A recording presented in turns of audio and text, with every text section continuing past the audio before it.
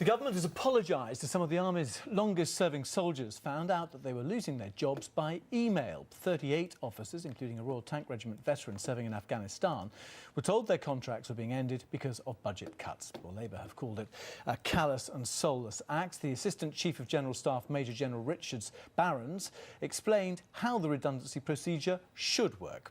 We have to take hard decisions every day about the length of people's service in the Army, and everyone would expect that. But when those hard decisions are taken, people expect to be told face-to-face by their commanding officer at the same time as they're handed a formal letter setting out the position. And in this case, that didn't happen. There was a mistake by email, and email is very unforgiving as soon as you press that button. Well, let's talk to Hugh Andre. He served as an officer in the Army for 10 years. He's now Chief Executive of Force Select, which finds jobs for former servicemen. He joins us from our central London studio. The Shadow Defence Secretary called this sacking by email callous, cold-hearted and undesirable, completely undesirable. Does that about sum it up?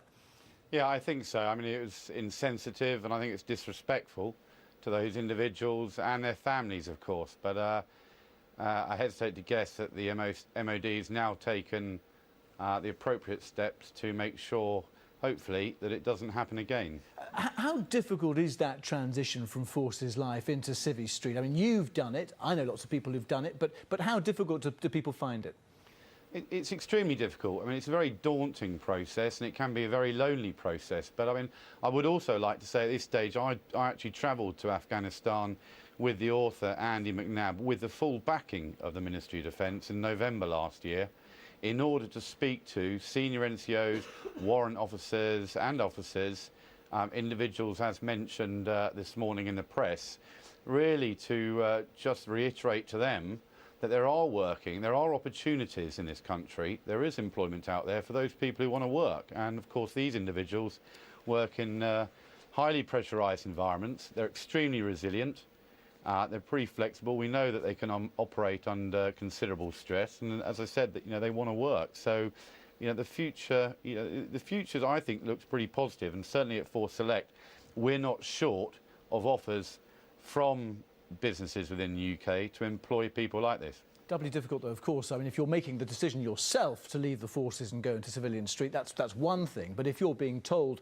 the job you love is not going to be available anymore, that makes it much more difficult. No, I agree. But when we signed up and joined the forces, we all did it with an understanding that it wasn't if we had to leave one day, it was when. And I think the important thing to recognise now is that we have a duty of care to ensure that all the soldiers, sailors and airmen are given as much preparation and support, especially when it comes to gaining civilian qualifications, whether it be NVQs, BTECs, etc. And I know that the MOD are doing a lot in this area to ensure that when they do make that jump, that it's as seamless as possible. Hugh Andre from Force Select, thanks for joining us this afternoon.